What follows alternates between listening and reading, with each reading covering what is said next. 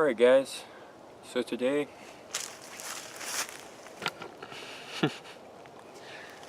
little reflections on the lens. I don't know if that affected you, but today I want to talk very short, brief video.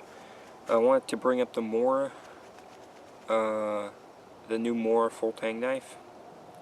Now, recently Mora has come out with a knife, and it's called the Garberg knife, and it is Mora's, I guess, first full tang knife that they've ever made. I guess they have made like the kind of hunting style knife. They're not really bushcraft, they're more hunting. I think they're like the Laplander series. Those are all full tang, but they're not sold in the US as complete knives. They're like, you have to make the handle and get a sheath made for it, so they're not really very popular. Very few people know about them. But this new Mora full tang knife, you know, they're marketing it at $100. Okay, now this is what I want to talk about. I've seen a lot of videos and people are like, I'm not gonna buy that knife, it's $100, it's so overpriced. I don't think it's, well, I want to say I don't think it's overpriced. I think it is overpriced for, I think Mora has really kind of, is digging themselves into a very deep hole. Here's the thing, okay? You don't do business the way Mora does business, or is doing business right now.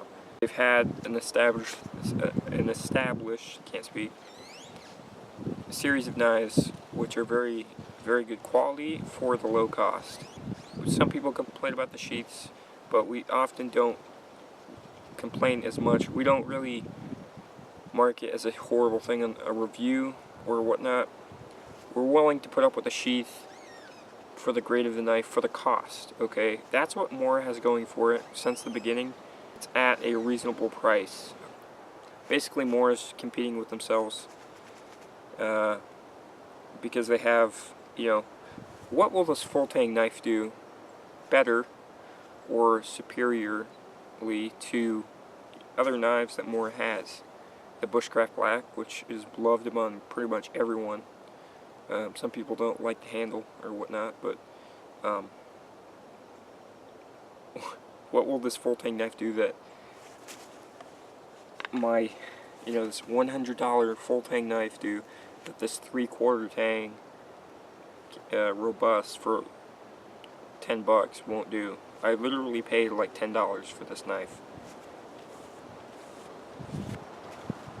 Probably one of my favorite knives. Carbon steel, same thickness.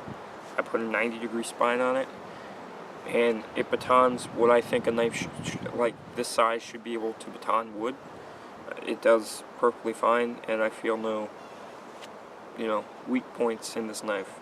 Full tang knives have broken too, and I've seen a picture that's going around the internet right now of the Tang, and they're not even hiding this. Basically, Mora has milled out or drilled out, I don't really know their manufacturing, how they did it, but there's holes in the knife. There's a lanyard hole, there's like 2 other holes for pins and whatnot, but they don't use pins in the handle, so I don't really understand that. But there's like a mill out, right, you know, on the top of the Tang in the handle. So they say it doesn't hurt the strength in the knife. The thing about that is, there was like the buck hoodlum.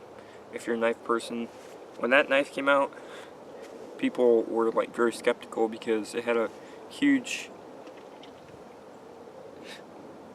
the heck was that? It had a huge cutout, like it was milled out basically. People were very skeptical about it because they were right, because I guess Buck, instead of milling it out, like they milled out 10 of them, and then Ron Hood would test them out, and they worked fine. And then eventually, it's very insulting because Ron Hood passed away, and then they start making the knives, and instead of milling them, they're laser cut or whatever. They're basically just drilling it out, and that isn't the same as milling, and so the strength is greatly reduced. So when you go to baton wood or chop with the thing, and it snaps. Basically, Mora. Getting back to Mora, do I think this knife is worth $100? You know, Moras are worth quite a bit. If they're going to make a really nice Mora with a really good sheath thing, the leather sheath, no, that doesn't justify, you know, a knife to go from 100 to 190. I've heard that. It's anywhere from like another 20 or 90. I've heard that with the leather sheath it's going to cost like 190 bucks. That is, if that's true, no. A leather sheath, you know, Condor makes their knives in El Salvador, and all their sheaths are leather, and they're much better quality than most sheaths, and they cost, you know, the cost is very inexpensive. So I don't think a leather sheath will justify anything. I think Mora should go back to making good knives with crap sheaths, or, you know, well, that's on my belt. You know, the standard sheaths that Mora makes. I think Mora should stick with that instead of trying to make their sheaths great, because their Pathfinder sheath was complete and total garbage. And I think Mora isn't learning anything from 2015's SHOT Show sales, or SHOT Show, 2015's, you know, new line of Mora knives like the Pathfinder. Oh yeah, let's make it a little bit wider and add 2 inches of blade, and not make it full tang. So there's, you know, I've seen a lot of failure videos on that Pathfinder, and the sheath, I guess they really tried, but the sheath's garbage. Okay, the Bushcraft is already going up. It used to be $35 to $45, and now it's like $55. And I'm really afraid that one day this knife is going to be like $20 to get. I'd still pay that. Let's say all the companions are going to go up to like 36 bucks. That's ridiculous. If that happens, I've already told them on their Facebook page and whatnot and so forth, you know. If you do this, I will not be a Mora fan anymore. I'll still use the knives I have, but I won't be buying more, because with the sheaths and everything, you know, it's a great, their whole, what's my camera at? Yeah, check. Okay, got like 30 minutes of battery left. This is just kind of a struggle, because I love Mora, and I'm not trying to put Mora down or put anybody down, but if you want this knife to sell really good, and by the way, that's the MSRP. That's what it's marketed at. I know it's going to be less than that. It's not going to be $100. Hopefully, maybe we'll pick this Mora up for 50 bucks. I think that is a good deal. That's what I think this Mora is worth. I think it's worth $50. I think it's worth $55, even $60. $60 is where I would say no more.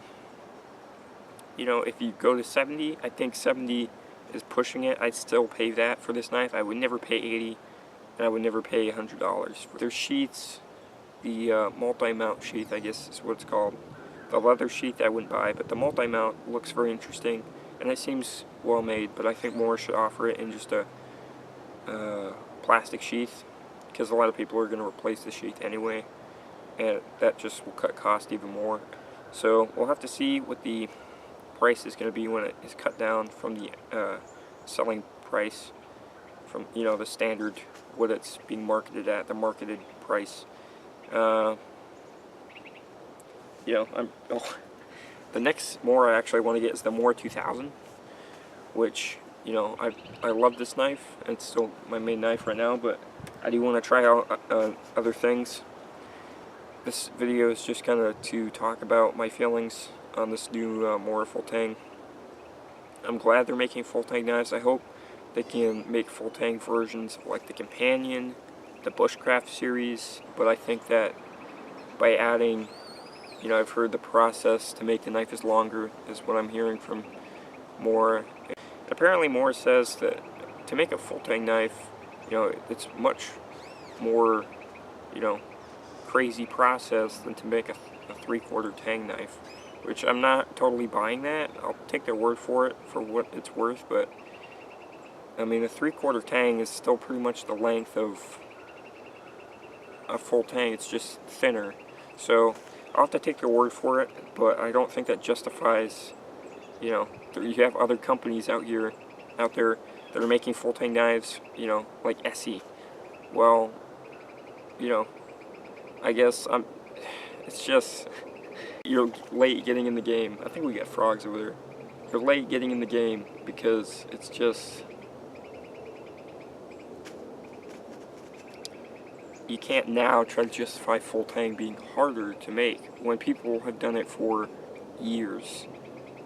You know, maybe it's harder for you, but you shouldn't, I mean, you should be up to the task of doing it and not having to say, oh, that was so difficult. You should figure out how to do it. It's just, don't make your prices crazy more. It's gonna hurt your business, I'm telling you. Do not know many people who bought the Pathfinder.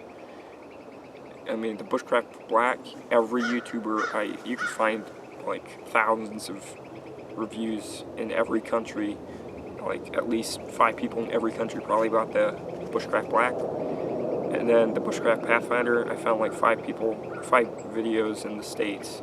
A lot of people didn't really care for the Sheath. I don't think anyone liked the Sheath. Keep your prices competitive. That's your advantage, Mora.